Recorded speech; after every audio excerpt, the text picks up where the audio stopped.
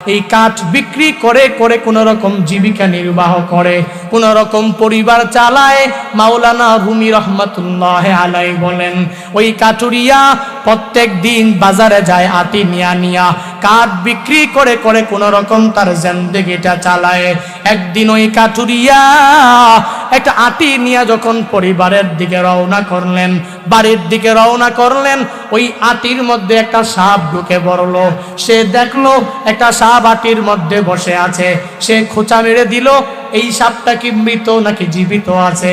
ওই আল্লাহর বান্দা কাঠুরিয়া দেখে সাপটা নড়াচড়া করে না, মনে করলো এই সাপটা বোধহয় মৃত্যুবরণ করেছে, মারা গিয়েছে। তাহলে এটায় ফালানোর প্রয়োজন নাই, এটাকে নিয়ে আমি বাজার পর্যন্ত যাব।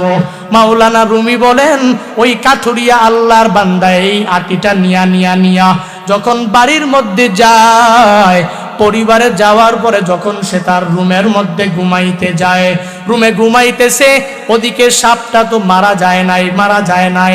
আটির মধ্যে প্রবেশ করা ওই সাপটা মনে করেছে কাঠুরিয়া মৃত, কিন্তু মৃত না, বরং আধ মরা হয়ে আছে। হয়তো কেউ মেরেছে, এজন্য নড়াচড়াও করতে পারে না। অনেক সময় পরে সুস্থ হওয়ার পরে ওই সাপটা যখন বের হয়ে গেল, বের হয়ে তাকায়া দেখে কাঠুরিয়া খাটের মধ্যে শায়িত অবস্থায় আছে। তাকে যা সুবল মেরে দিল। কাঠুরিয়া সুবল খাওয়ার পরে ব্যথার যন্ত্রণা সহ্য করতে পারে নাই। ওই সাপের কামড় খেয়ে কাঠুরিয়ার দুনিয়া থেকে বিদায় হয়ে গেল। সকালবেলা যখন কাঠুরিয়ার পরিবারের সব সদস্যরা আইসা দেখে ওই কাঠুরিয়া দুনিয়ায় নাই, কারণকে খতিয়ে দেখা গেল, বলে একটা সাপের কামড়ে মরেছে। তারা তো জানে আটির মধ্যে একটা সাপ ছিল, তবে সাপটা জীবিত ছিল না, মৃত ছিল, কিন্তু তাকে মারলো কিভাবে? বলে গুরুত্ব দেয় না। গুরুত্ব না দেওয়ার কারণে এই সাপের আঘাতে এই কাঠুরিয়াটা মারা গিয়েছে, ঘুমের মধ্যেই হতবাক হয়ে গেছে। মাওলানা রুমি রহমাতুল্লাহ আলাইহি তার মনসুবি কিতাবের মধ্যে উল্লেখ করলেন, এই ঘটনা দ্বারা কি বুঝাতে চাইলেন। দুনিয়াতে অনেক আল্লাহর বান্দা মনে করেন, আমি একজনের সুহবত পাওয়ার মাধ্যমে আমার নফসটাকে আমি পরিপূর্ণ মৃত করে ফেলবো। তখন আমার নফস আমাকে খারাপ কাজের দিকে নিয়ে যাবে না।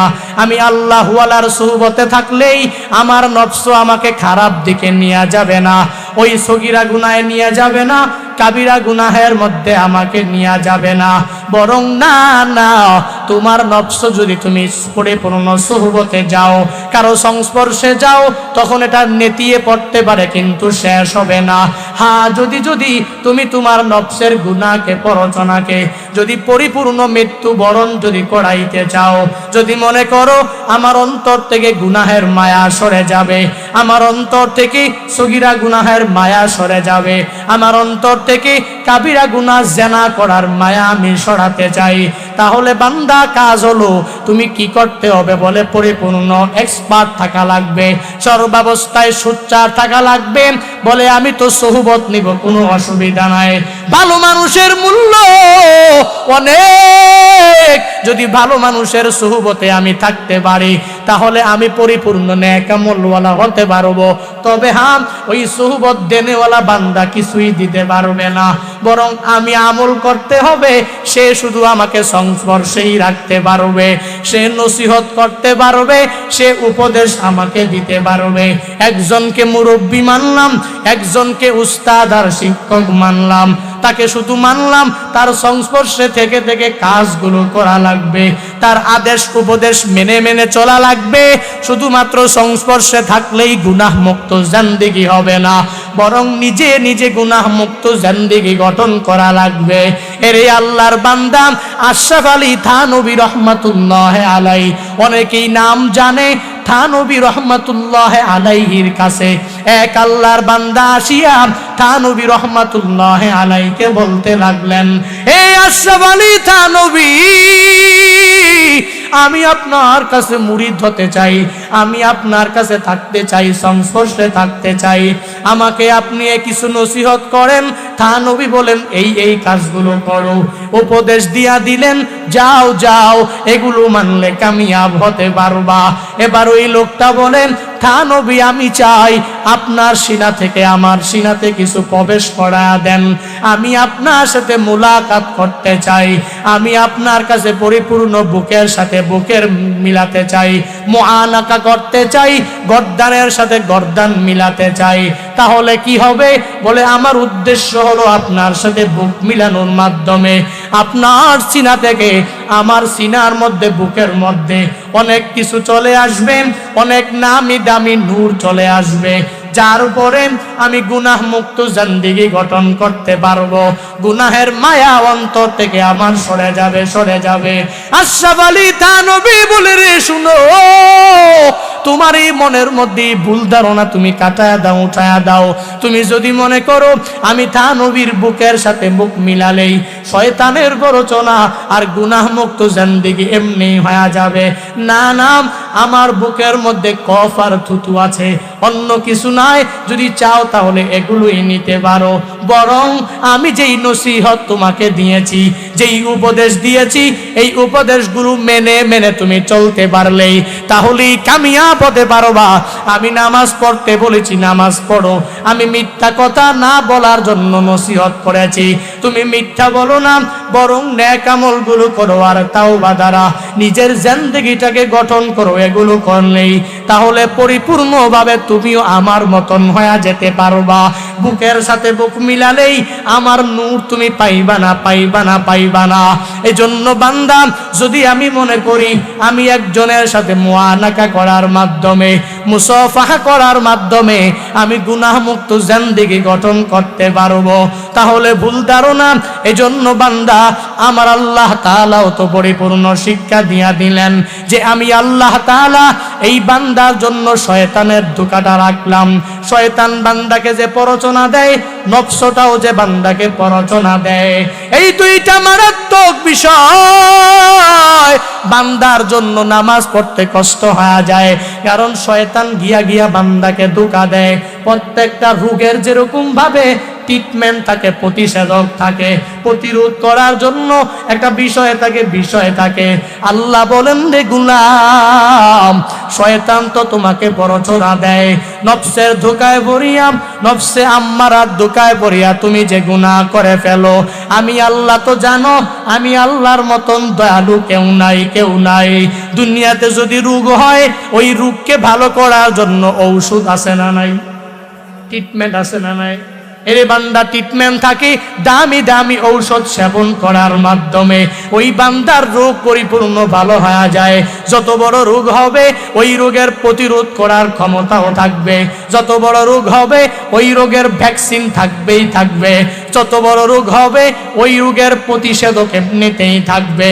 আল্লাহ বলেন, রে গোলাম, তোমার এই শয়তানের প্ররোচনার এই রোগ, তোমার অন্তরের মধ্যে যেই ধোঁকার রোগ, তোমার নফসের যেই ধোঁকার রোগ, এই রোগ থেকে যদি বাঁচতে চাও তাহলে তাওবা করার কোনো বিকল্প নাই, ইস্তেগফার করার কোনো বিকল্প নাই, বিকল্প নাই।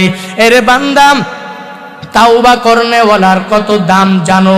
ইস্তিগফার করনেওয়ালার কত দাম জানো? জানো জানো? এক আল্লাহর বান্দা 99টা খুন করার পরে, অনেকেই জানে প্রসিদ্ধ এক ঘটনা, এক আল্লাহর বান্দা এত বড় খুনি 99টা খুন করার পরে চিন্তা ভাবনা চলে এসেছে, আমি যে এতগুলা মানুষ খুন করলাম, আল্লাহর বিচারের কাঠগড়ায় আমি কি জবাব দিব, দিতে পারবো কি পারবো না। এই চিন্তা ভাবনা যখন অন্তরে চলে আসছে, এই বান্দা চিন্তা ভাবনা করে আমি তাওবা করব, আমি আবার ভালো হয়ে যাব, আমি আর মানুষকে খুন করব না।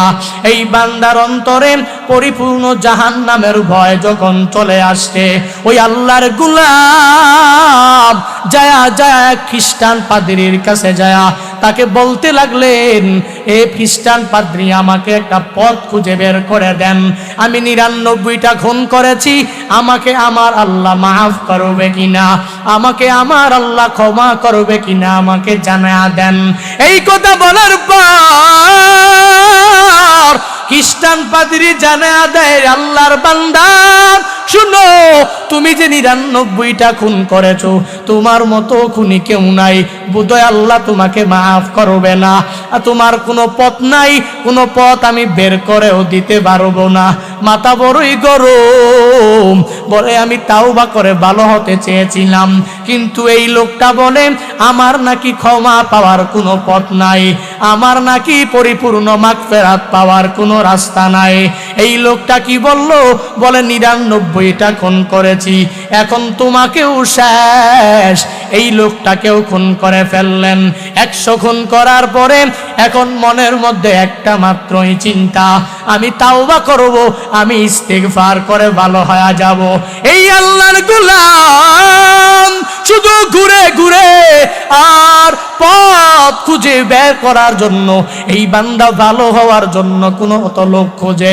যাইতে যাইতে এক জায়গায় গিয়ে এক বড় মনীষী পেয়ে গেলেন। ওই মনীষীর কাছে যখন তার মনের দুঃখটা বললেন, এরে মনীষী শুনে নাও, আমি 100টা খুন করেছি, 99 খুন করার পরে আমি তাওবা করে ভালো হতে চেয়েছিলাম, কিন্তু একটা লোক আমাকে বলেছে কোনো পথ নাকি নাই, কোনো পথ নাই, যার দরুন আমি তাকে হত্যা করার মাধ্যমে 100 খুন আমি পরিপূর্ণভাবে করে ফেলেছি। বলো না, বলো না, আমাকে আমার আল্লাহ মাফ করবে কিনা? বলো না, বলো না, কোনো পথ আছে কিনা যেই পথের মধ্যে চললে আমি পরিপূর্ণ ভালোদের কাতারের অন্তর্ভুক্ত হয়ে যেতে পারবো। ওই মনীষী ডাক দিয়া বলে, আল্লাহর গোলাম যাও যাও যাও, অমুক গ্রামের মধ্যে যাও, যেই গ্রামে অনেক নেক কাজ করনেওয়ালা আল্লাহর বান্দারা আছে, এদের সংস্পর্শে গিয়া থাকো আর নিজে ভালো হওয়ার জন্য চেষ্টা করো। আল্লাহর বান্দা বলেন, অসুবিধা নাই, নিজে ভালো হওয়ার জন্য মনটা বড় চায়, আমি যাব যাব, ওই গ্রামের মধ্যে আমি যাব। যাওয়ার জন্য আল্লাহর বান্দা যখন রওনা করলেন, একটু দূর যাওয়ার পরে মালাকুল মউত বান্দার কাছে এসে হাজির হয়ে গেল। মালাকুল মউত আইসা এই বান্দার রূহটাকে যখন কবজ করে নিয়ে গেল, এই বান্দার মৃত্যু হয়ে গেল। ইন্না লিল্লাহি ওয়া ইন্না ইলাইহি রাজিউন। আল্লাহর কাছে নিয়ে গেলেন, রূহটাকে নিয়ে মালাকুল মউতটা পরিপূর্ণ চলে গেল। এই বান্দার মৃত্যু হওয়ার পর 100 খুন করনেওয়ালা আল্লাহর বান্দাকে রহমতের ফেরেশতারা এসেছে জান্নাতে নেওয়ার জন্য, ওদিকে আযাবের ফেরেশতারা এসেছে জাহান্নামের মধ্যে নিয়ে আযাব দেওয়ার জন্য। এবার রহমতের ফেরেশতারা আযাবের ফেরেশতাদেরকে ডাইকা ডাইকা বলে, তোমরা কেন এসেছো? এই লোকটা তো জান্নাতি। বলে কেমনে কি? এই লোক তো জান্নাতি হতে পারে না। তারা বলেন, আমরা এসেছি একে জাহান্নামের মধ্যে নেওয়ার জন্য। বলে আমরা এসেছি একে জান্নাতের মধ্যে নেওয়ার জন্য। দুইটা দল যখন তর্কে পরিপূর্ণ লিপ্ত হয়ে গেলেন, এক দল চায় এই ডাকাতকে পরিপূর্ণ জান্নাতে নেওয়ার জন্য, আরেক দল চায় এই বান্দাটাকে জাহান্নামে নিক্ষেপ করার জন্য। আমার আল্লাহ দেখে কি দেখে না? জোরে বলেন। আল্লাহ বলেন, কুল ইয়া ইবাদিয়াল্লাযীনা আসরাফু আলা আনফুসিহিম লা তাকনাতু মির রাহমাতিল্লাহ। আল্লাহ বলেন, হে নবী আমার, আপনি আপনার উম্মতদেরকে জানায়া দেন, ইয়া ইবাদি, আল্লাহ বলেন হে আমার বান্দা বান্দি, আল্লাযীনা আসরাফু আলা আনফুসিহিম, হে আমার বান্দা বান্দির দল, যারা নফসে আম্মারা ধোঁকায় পড়ে নিজের জিন্দেগিটাকে বরবাদ করে ফেলেছো, শয়তানের প্ররোচনার ফাঁদে পা দিয়ে দিয়ে যারা জিন্দেগিতে অনেক গুনাহ করে ফেলেছো। আল্লাহ বলেন, ইমানদার বান্দা বান্দি, যতই গুনাহ করেছো, আল্লাযীনা আসরাফু আলা আনফুসিহিম, নিজের নফসের উপরে জুলুম করেছো, নির্যাতন করেছো, অনেক অত্যাচার অন্যায় অপরাধ করেছো, লা তাকনাতু মির রাহমাতিল্লাহ। আল্লাহ বলেন, হে বান্দা বান্দির দল, যা গুনাহ করেছো গুনাহ থেকে ফিরে না যে, তখন তুমি পরিপূর্ণ লা তাকনাতু মির রাহমাতিল্লাহ, আমি আল্লাহর রহমত থেকে নিরাশ হয়া না হয়া যায় বরং আমি আল্লাহর রহমতের দিকে সময় থাকতে ফিরে আসো। আমি আল্লাহর রহমত, দয়া, কৃপা তোমার জন্য সর্বাবস্থায় বিরাজমান। তুমি জিন্দেগিতে গুনাহ করেছো, পাহাড় পরিমাণ গুনাহের কোনো কমতি নাই, চিন্তার কোনো প্রয়োজন নাই।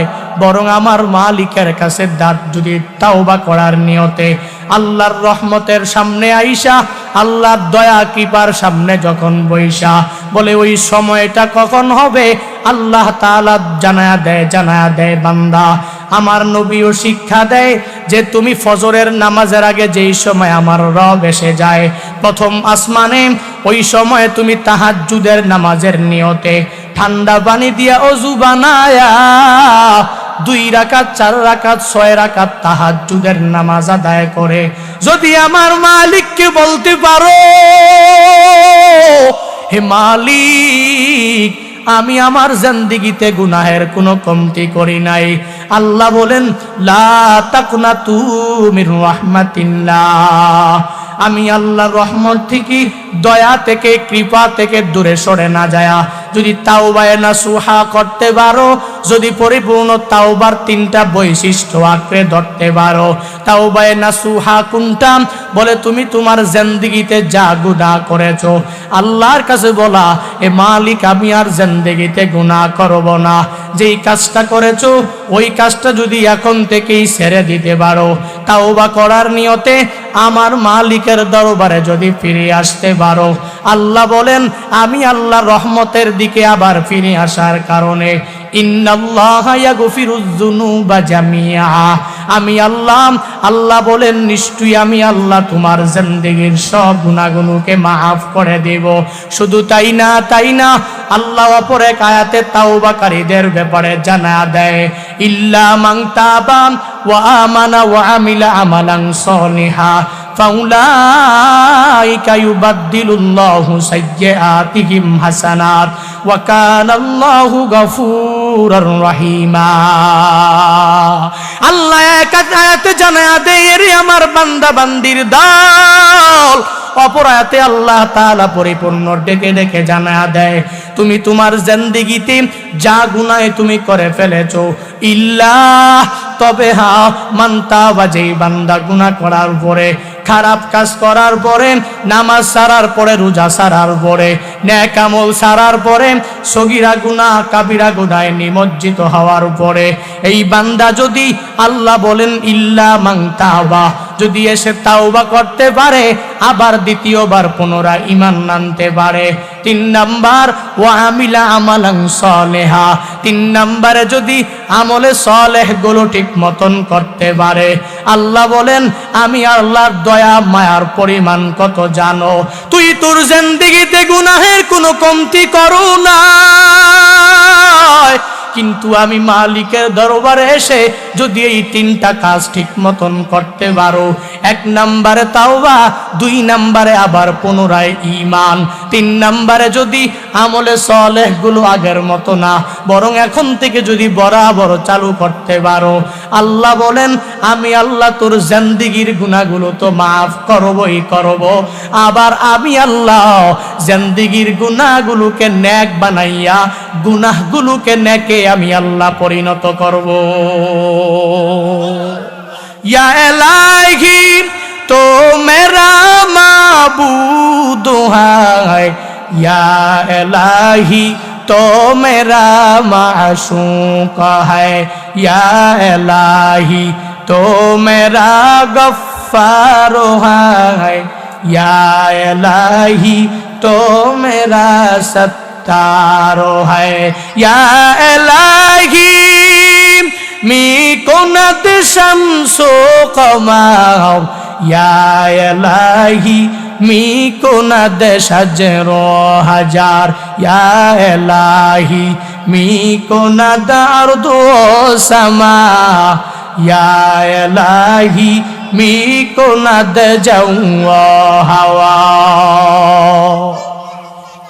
আল্লাহ তাআলা বান্দাদেরকে ডেকে ডেকে বিভিন্ন আয়াতে কারিমায় জানা দেয়। 1 নম্বরে ডাকেন হে আমার বান্দা বান্দির দল, আল্লাহ বলেন ইয়া ইবাদি, হে আমার বান্দা বান্দি, অথচ আল্লাহ কত মায়ার ডাক দেন। আল্লাহ ইয়া ইবাদি না বলে বান্দাদেরকে গুনাহগারের দল বলে সম্বোধন করতে পারতেন, কিন্তু না না, আল্লাহ বলেন নাই। আল্লাহ ইয়া ইবাদি বলেন, বান্দাদেরকে মায়ার ডাকটাই আমার আল্লাহ বারবার দেন। মুফাসসিরিনে কেরাম জানায়া দেন, আল্লাহ ইয়া ইবাদি না বলে ইয়া আইয়ুহাল উসাদ বলে ডাক দিতে পারতেন। আল্লাহ ডাক দিতে পারতেন, হে আমার পাপী বান্দা বান্দির দল। তারপরে আল্লাহ বলেন, আল্লাযীনা আসরাফু আলা আনফুসিহিম, নফসের ধোঁকায় পড়ে যারা নিজের জিন্দেগিটাকে বরবাদ করে ফেলেছো। আল্লাহ এই কথা না বলে কালামুল্লাহ শরীফে এটাও বলতে পারতেন, আল্লাযীনা আখতাউ আলা আনফুসিহিম, যারা ভুল করেছো, যারা অন্যায় করেছো, অপরাধ করেছো, গুনাহ করেছো। এরে বান্দা তাকায়া দেখো, বান্দার প্রতি আমার আল্লাহ তাআলার কত মায়া, বান্দার প্রতি আমার আল্লাহর দয়ার পরিমাণ কতটুকু। আল্লাহ বলেন, এরে আমার বান্দা বান্দির দল। তারপরে আল্লাহ বলেন, এই যারা নফসে আম্মারার ধোঁকায় পড়ে নিজের নফসকে ধোঁকা দিয়েছো। আল্লাহ এটাও বলে নাই যারা ভুল করেছো, অন্যায় করেছো, অপরাধ করেছো। বলে না না, আল্লাহ তো বান্দার ভুলটাকে ভুল বলেন না। দুনিয়ার মানুষগুলো তো এমনি শয়তানের প্ররোচনায় পড়ে, নফসের মায়ায় পড়ে এমনিতেই গুনাহ করবে, এটাই স্বাভাবিক। এজন্য তো আল্লাহ বলেন, ফাআলহামাহা ফুজুরাহা ওয়া তাকওয়াহা। আল্লাহ কালামুল্লাহ জানায়া দেন, আমি আল্লাহ দুনিয়ার সব বান্দা বান্দিদেরকে পরিপূর্ণভাবে এদেরকে গুনাহের কামনা এদের অন্তরের মধ্যে আমি সৃষ্টি করলাম, আবার এদেরকে নেক কাজের কামনা আমি নিজেই সৃষ্টি করলাম। আল্লাহ নিজেও জানেন এই বান্দা শয়তানের প্ররোচনায় পড়ে গুনাহ করবে। এজন্য আল্লাহ বলেন নাই আল্লাযীনা আখতাউ আলা আনফুসিহিম। আল্লাহ জানেন এই বান্দা নফসের ধোঁকায় পড়ে গুনাহে নিমজ্জিত হয়ে যাবে। আল্লাহ বলেন যে যারা নফসে আম্মারার ধোঁকায় পড়ে গুনাহ করেছো, লা তাকনাতু মির রাহমাতিল্লাহ। এখানে আল্লাহ বলেন, আমি আল্লাহর রহমত থেকে দূরে সরে যেও না, আমি আল্লাহর কৃপা দয়া মায়া থেকে দূরে সরে যেও না। তারপরে আল্লাহ বলেন, ইন্নাল্লাহা ইয়াগফিরুয যুনুবা জামিআ। এখানে আমার আল্লাহ পরিপূর্ণ দুইটা তাকিদ দিয়া বান্দাকে বুঝা দিলেন। এক নম্বরে ইন্না হরফে মুসাব্বাহা বিল ফাইলের মাধ্যমে আল্লাহ পরিপূর্ণ তাকিদ দিলেন, নিশ্চয়ই আমি আল্লাহ। ইন্নাল্লাহা ইয়াগফিরুয যুনুবা জামিআ, আল্লাহ এক নাম্বার তাকিদ দিলেন ইন্না, ওদিকে আবার তাকিদ দিলেন জামিআ। দুইটা তাকিদের মাধ্যমে আল্লাহ পরিপূর্ণ বান্দাকে জানা দিলেন, তোমরা কি মনে করেছো আমি আল্লাহ শুধুমাত্র কালামুল্লাহ শরীফের মাধ্যমে জানায়া দিলাম যে জিন্দেগীর গুনাহগুলো মাফ করব? না না না, পরিপূর্ণ সত্যায়নে আমি আল্লাহ এক নম্বরে ইন্না বললাম, দুই নম্বরে জামিয়া বললাম। দুইটা তাকিদের মাধ্যমে তোমাদের জিন্দেগীর সব গুনাহগুলোকে আমি আল্লাহ মাফ করে দেব। তারপরে আল্লাহ বলেন, আমি আল্লাহ যে মাফ করতে পারবো কি পারবো না, তুমি আমার পরিচয় নিয়ে নাও। ইন্নাহু হুয়াল গফুরুর রহিম। আমি আল্লাহর পরিচয় কি জানো?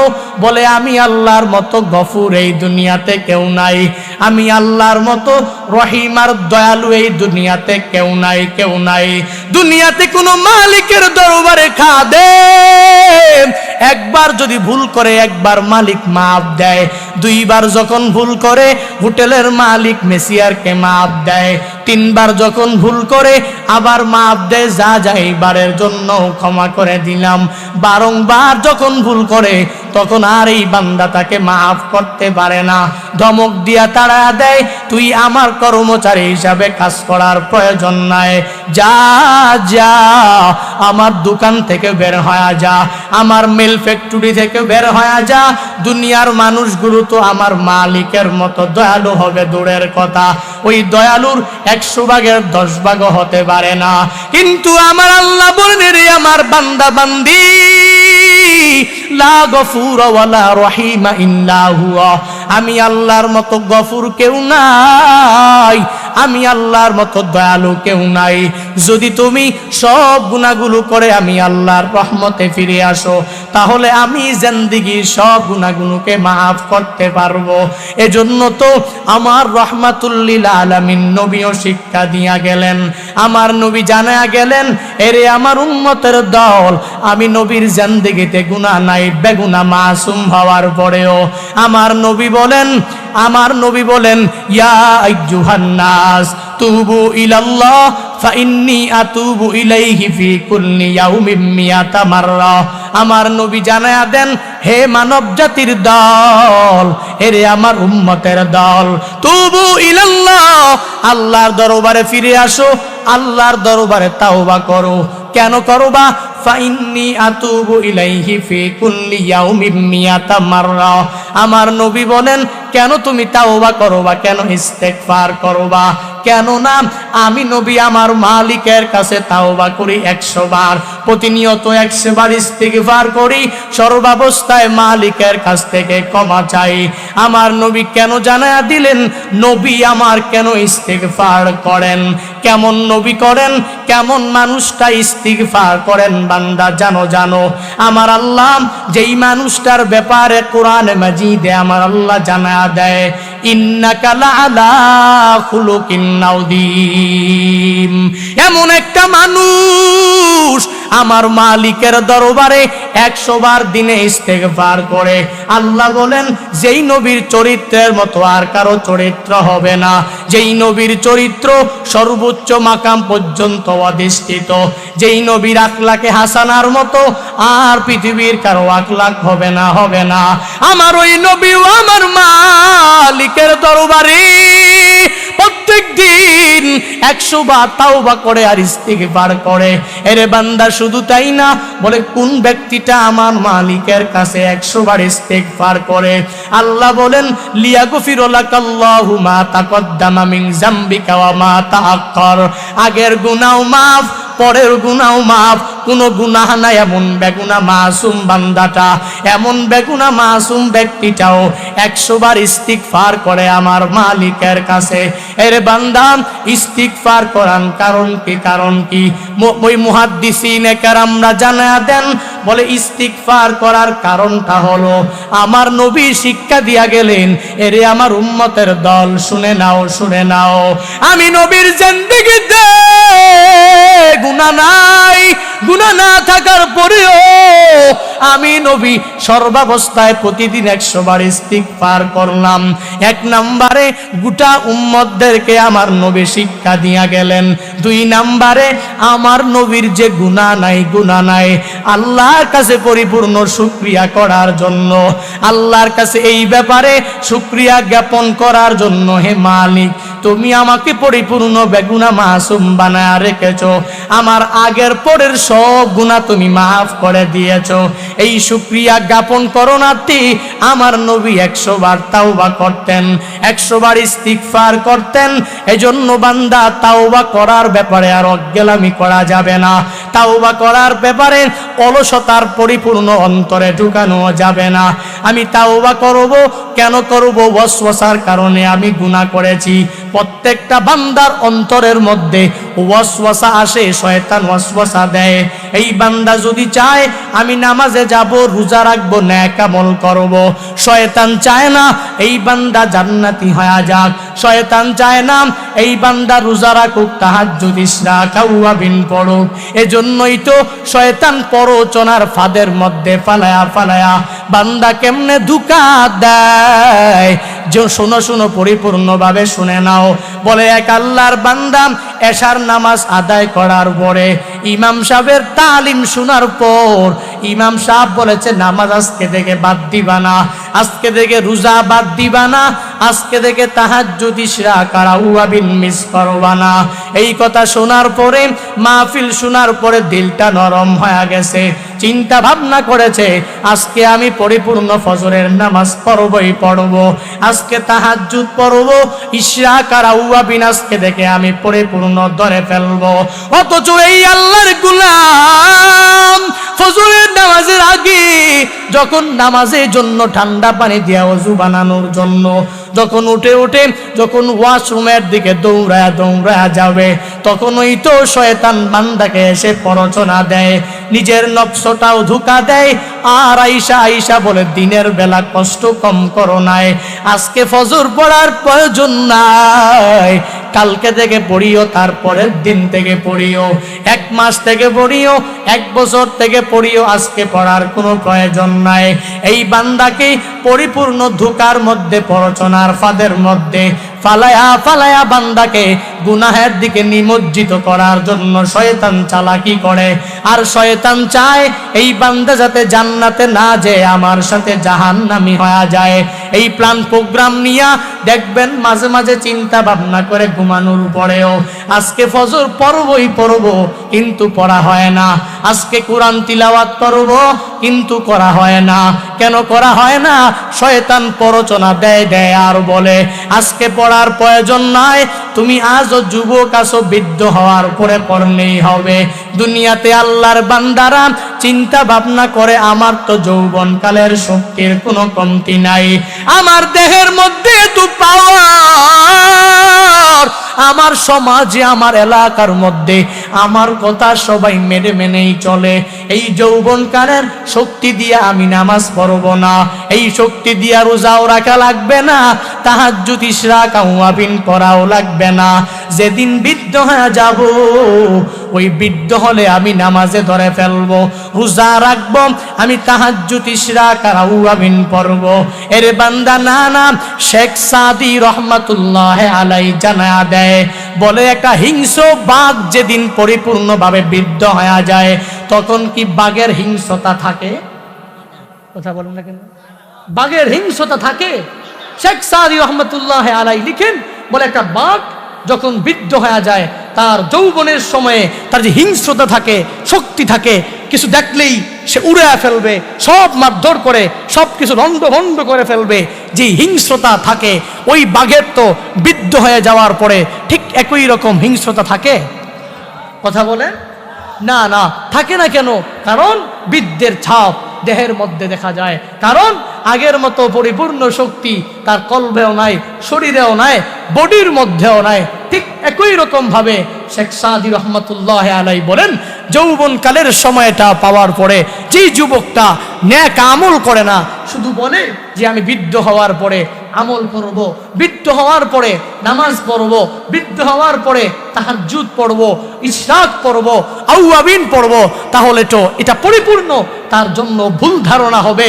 বরং ওই বাঘের যৌবনকালে যেরকম তার যে হিংস্রতা থাকে, ঠিক একই রকম ভাবে বৃদ্ধ হয়ে গেলে থাকে না। যুবক প্রত্যেকটা মানুষ, প্রত্যেকটা ব্যক্তি যৌবনকালে যেই শক্তি থাকে, পরিপূর্ণভাবে সে ইচ্ছা করলে তাহাজ্জুদ পড়তে পারে, ইশরাক পড়তে পারে, আওয়াবিন পড়তে পারে। ওই ব্যক্তিটা কি ঠিক তদ্রুপ ভাবে বৃদ্ধ হয়ে গেলে নামাজ পড়তে পারবে? যৌবনকালের মতো রোজা রাখতে পারবে? যৌবনকালের মতো তাহাজ্জুদ পড়তে পারবে? যৌবনকালের মতো ইশরাক আওয়াবিন পড়তে পারবে? না, না, পারবে না। কেন? বলে দেহের মধ্যে বৃদ্ধের ছাপ, দেহটা পরিপূর্ণ লেলিয়ে গেছে, নেতিয়ে পড়েছে, অনেক দুর্বল হয়ে গেছে। এখন আর চেষ্টা করলেই পবিত্রতার গ্যারান্টি নিয়া নামাজ পড়া যাবে না, চেষ্টা করলেই পবিত্রতার গ্যারান্টি নিয়া নেক আমল করা যাবে না, চেষ্টা করলেই সব কিছু করা যাবে না। এজন্যই তো বলে শয়তান যতই প্ররোচনা দেখ, আমার নফস আমাকে যতই ধোঁকা দেখ, আমি ওই ধোঁকার মধ্যে পড়ব না, বরং সর্বাবস্থায় আমি নেক আমল করে করে আগায়া যাব, আমি তাহাজ্জুদ পড়ে পড়ে আগায়া যাব।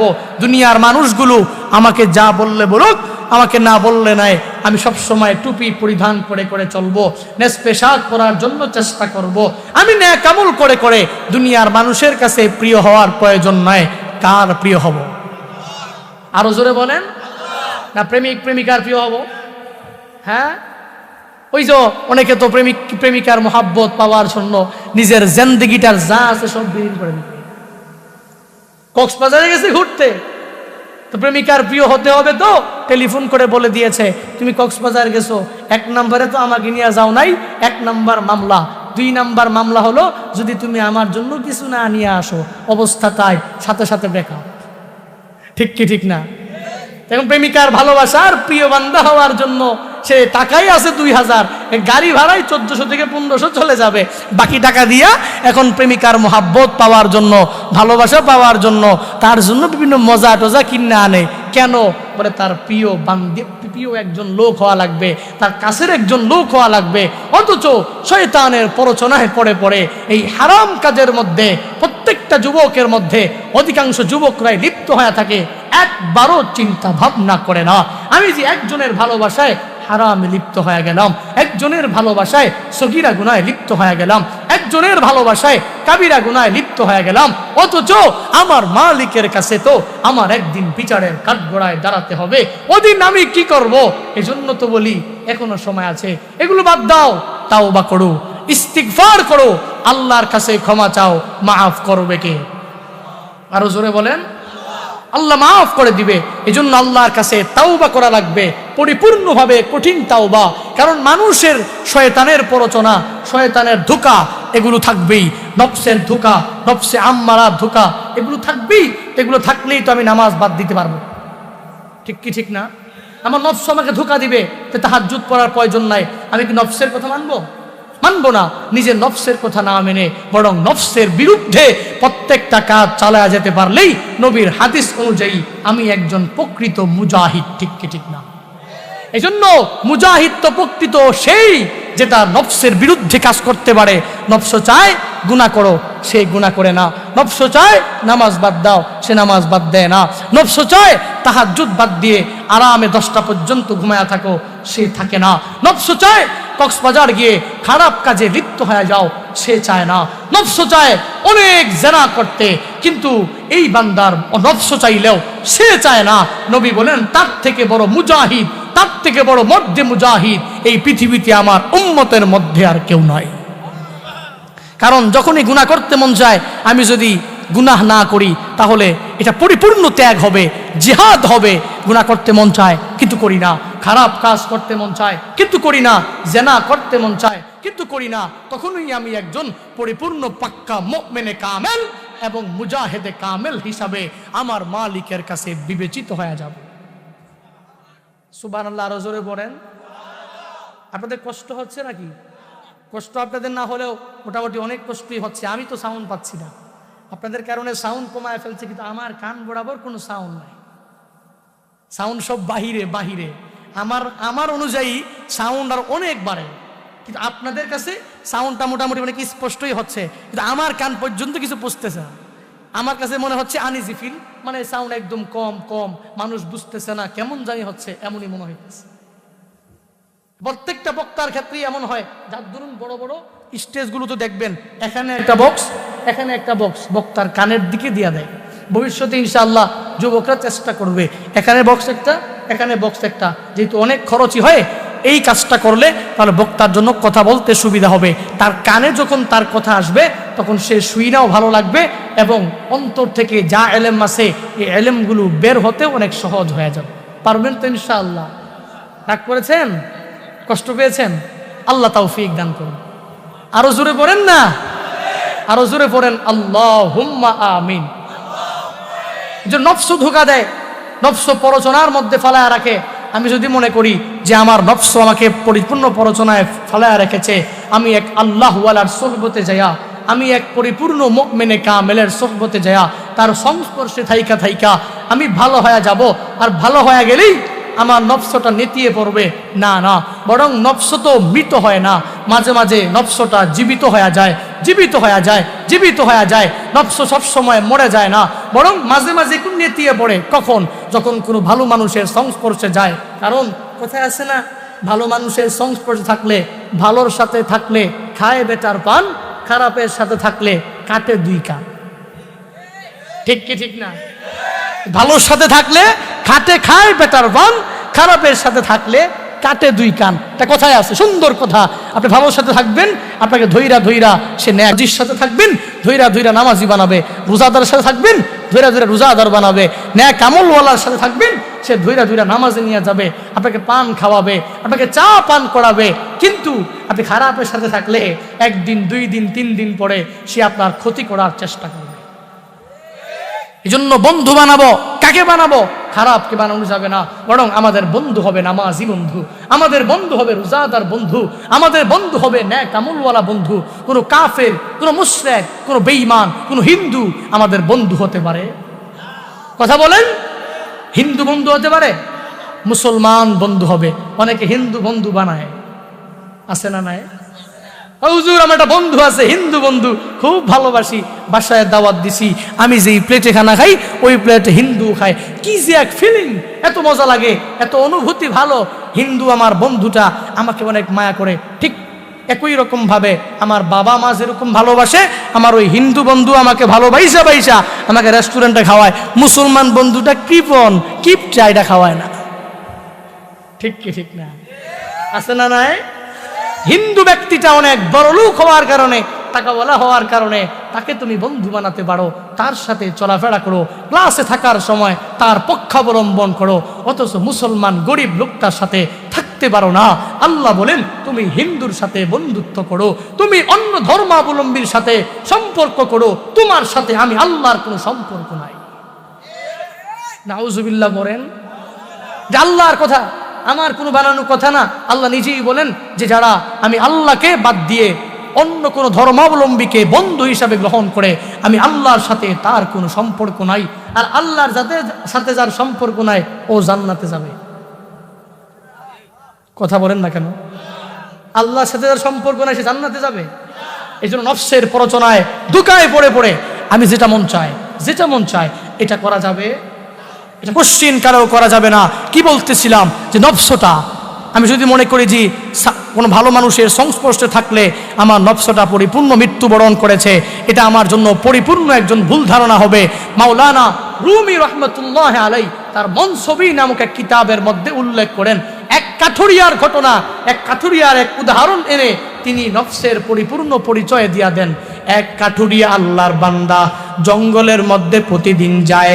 জঙ্গলে যে কাঠুরিয়া কাঠ সংগ্রহ করে এই কাঠগুলো পরিপূর্ণ আটি বাঁধার মাধ্যমে তখন সে বাজারে নিয়ে যায়। বাজারে যায় ওই কাঠুরিয়া পরিপূর্ণ কাঠ বিক্রেতা এই কাঠ বিক্রি করে কোন রকম জীবিকা নির্বাহ করে, কোন রকম পরিবার চালায়। মাওলানা রুমি রহমতুল্লাহ আলাই বলেন ওই কাঠুরিয়া প্রত্যেক দিন বাজারে যায় আটি নিয়া কাঠ বিক্রি করে কোন রকম তার জিন্দেগিটা চালায়। একদিন ওই কাঠুরিয়া একটা আটি নিয়ে যখন পরিবারের দিকে রওনা করলেন, বাড়ির দিকে রওনা করলেন, ওই আটির মধ্যে একটা সাপ ঢুকে পড়লো। সে দেখলো একটা সাপ আটির মধ্যে বসে আছে।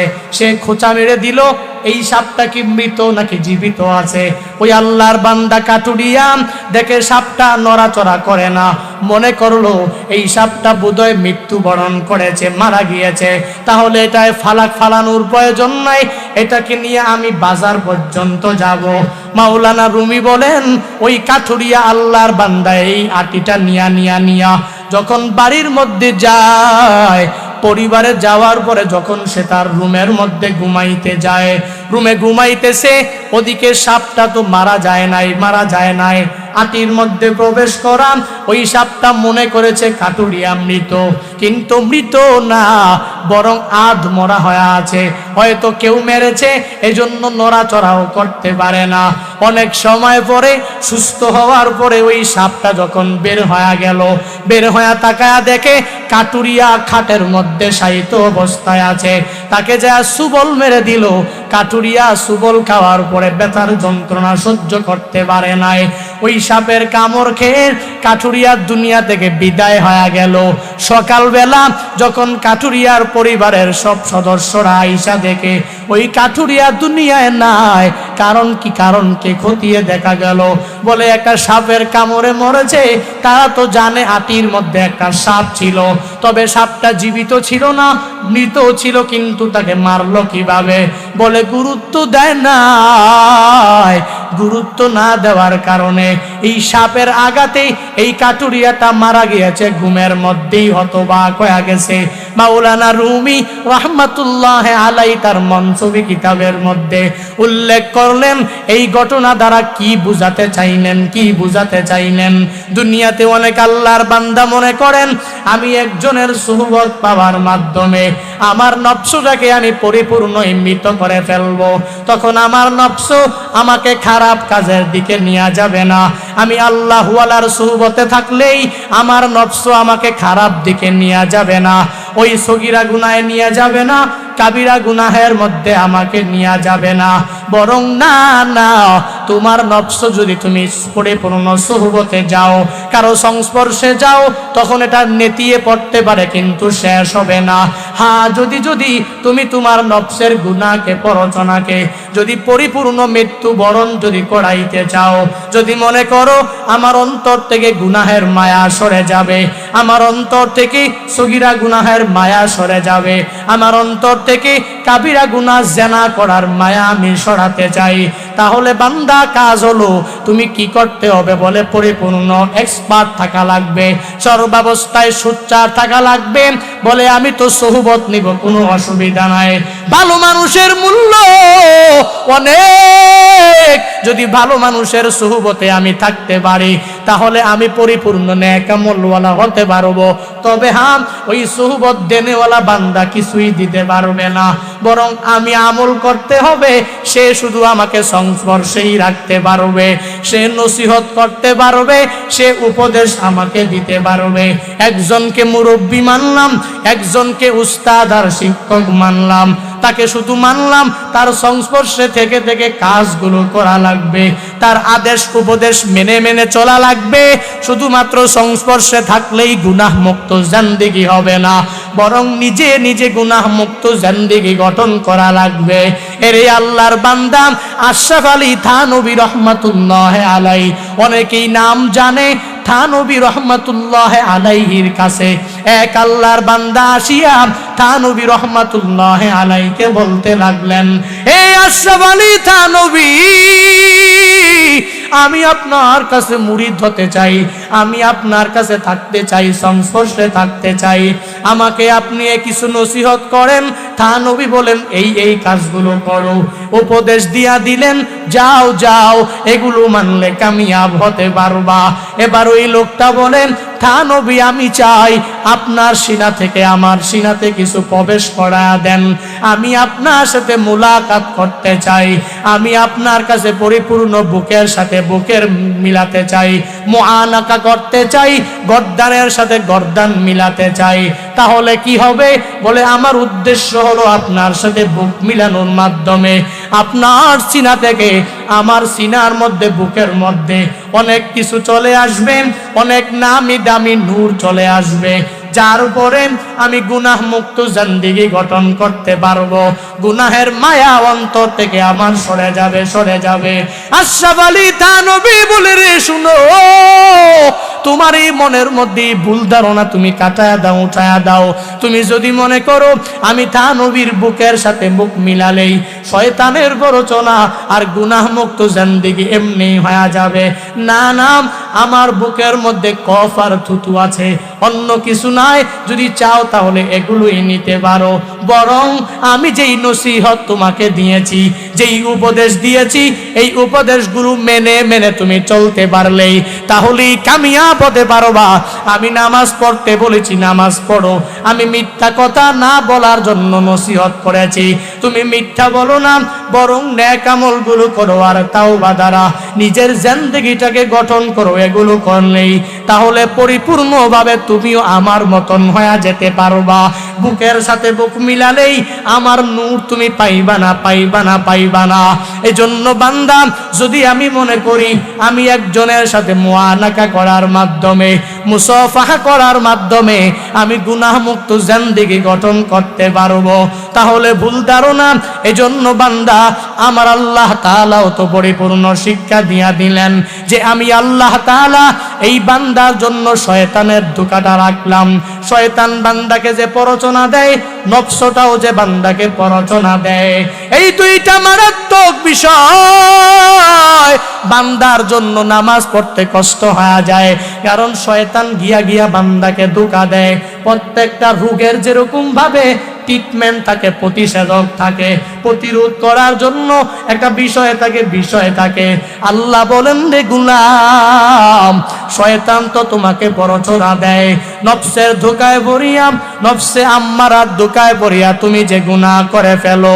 আমি আল্লাহ তো জানো, আমি আল্লাহর মতন দয়ালু কেউ নাই। দুনিয়াতে যদি রোগ হয়, ওই রোগকে ভালো করার জন্য ঔষধ আছে না নাই? ট্রিটমেন্ট আছে না নাই? এরে বান্দা, ট্রিটমেন্ট থাকে, দামি দামি ঔষধ সেবন করার মাধ্যমে ওই বান্দার রোগ পরিপূর্ণ ভালো হয়ে যায়। যত বড় রোগ হবে ওই রোগের প্রতিরোধ করার ক্ষমতাও থাকবে। যত বড় রোগ হবে ওই রোগের ভ্যাকসিন থাকবে। যত বড় রোগ হবে ওই রোগের প্রতিষেধক এমনিতেই থাকবে। আল্লাহ বলেন, রে গোলাম, তোমার এই শয়তানের প্ররোচনার এই রোগ, তোমার অন্তরের মধ্যে যেই ধোঁকার রোগ, তোমার নফসের যেই ধোঁকার রোগ, এই রোগ থেকে যদি বাঁচতে চাও তাহলে তাওবা করার কোনো বিকল্প নাই, ইস্তেগফার করার কোনো বিকল্প নাই। এরে বান্দা, তাওবা করনেওয়ালার কত দাম জানো? ইস্তিগফার করনেওয়ালার কত দাম জানো? এক আল্লাহর বান্দা 99টা খুন করার পরে, অনেকেই জানে প্রসিদ্ধ এক ঘটনা, এক আল্লাহর বান্দা এত বড় খুনি 99টা খুন করার পরে চিন্তা ভাবনা চলে এসেছে, আমি যে এতগুলা মানুষ খুন করলাম, আল্লাহর বিচারের কাঠগড়ায় আমি কি জবাব দিতে পারবো কি পারবো না। এই চিন্তা ভাবনা যখন অন্তরে চলে আসছে, এই বান্দা চিন্তা ভাবনা করে, আমি তাওবা করব, আমি আবার ভালো হয়ে যাব, আমি আর মানুষকে খুন করব না। এই বান্দার অন্তরে পরিপূর্ণ জাহান্নামের ভয় যখন চলে আসছে, ওই আল্লাহর গোলাম যায় খ্রিস্টান পাদ্রীর কাছে যায়, তাকে বলতে লাগলেন, এ খ্রিস্টান পাদ্রী, আমাকে একটা পথ খুঁজে বের করে দেন, আমি 99টা খুন করেছি, আমাকে আমার আল্লাহ মাফ করবে কিনা, আমাকে আমার আল্লাহ ক্ষমা করবে কিনা, আমাকে জানা দেন। এই কথা বলার পর খ্রিস্টান পাদ্রী জানা দেয়, আল্লাহর বান্দা শুনো, তুমি যে 99টা খুন করেছো, তোমার মতো খুনি কেউ নাই, বোধহয় আল্লাহ তোমাকে মাফ করবে না, তোমার কোনো পথ নাই, কোনো পথ আমি বের করেও দিতে পারবো না। মাথা বড়ই গরম, বলে আমি তাওবা করে ভালো হতে চেয়েছিলাম, কিন্তু এই লোকটা বলে আমার নাকি ক্ষমা পাওয়ার কোনো পথ নাই, আমার নাকি পরিপূর্ণ মাগফিরাত পাওয়ার কোনো রাস্তা নাই। এই লোকটা কি বললো? বলে 99টা খুন করেছি, এখন তোমাকেও শেষ। এই লোকটাকেও খুন করে ফেললেন। 100 খুন করার পরে এখন মনের মধ্যে একটা মাত্রই চিন্তা, আমি তাওবা করব, আমি ইস্তেগফার করে ভালো হয়ে যাব। এই আল্লাহর গোলাম শুধু ঘুরে ঘুরে আর পথ খুঁজে বের করার জন্য, এই বান্দা ভালো হওয়ার জন্য কোনো অত লোক খোঁজে। যাইতে যাইতে এক জায়গায় গিয়ে এক বড় মনীষী পেয়ে গেলেন। ওই মনীষীর কাছে যখন তার মনের দুঃখটা বললেন, এরে মনীষী শুনে নাও, আমি 100টা খুন করেছি, 99 খুন করার পরে আমি তাওবা করে ভালো হতে চেয়েছিলাম, কিন্তু একটা লোক আমাকে বলেছে কোনো পথ নাকি নাই, কোনো পথ নাই, যার দরুন আমি তাকে হত্যা করার মাধ্যমে 100 খুন আমি পরিপূর্ণভাবে করে ফেলেছি। বলো না আমাকে আমার আল্লাহ মাফ করবে কিনা, বলো না কোনো পথ আছে কিনা যেই পথের মধ্যে চললে আমি পরিপূর্ণ ভালোদের কাতারের অন্তর্ভুক্ত হয়ে যেতে পারবো। ওই মনীষী ডাক দিয়া বলে, আল্লাহর গোলাম যাও যাও অমুক গ্রামের মধ্যে যাও, যেই গ্রামে অনেক নেক কাজ করনেওয়ালা আল্লাহর বান্দারা আছে, এদের সংস্পর্শে গিয়া থাকো আর নিজে ভালো হওয়ার জন্য চেষ্টা করো। আল্লাহর বান্দা বলেন অসুবিধা নাই, নিজে ভালো হওয়ার জন্য মনটা বড় চায়, আমি যাব ওই গ্রামের মধ্যে আমি যাব। যাওয়ার জন্য আল্লাহর বান্দা যখন রওনা করলেন, একটু দূর যাওয়ার পরে মালাকুল মউত বান্দার কাছে এসে হাজির হয়ে গেল। মালাকুল মউত আইসা এই বান্দার রূহটাকে যখন কবজ করে নিয়ে গেল, এই বান্দার মৃত্যু হয়ে গেল। ইন্না লিল্লাহি ওয়া ইন্না ইলাইহি রাজিউন। আল্লাহর কাছে নিয়ে গেলেন, রূহটাকে নিয়ে মালাকুল মউতটা পরিপূর্ণ চলে গেল।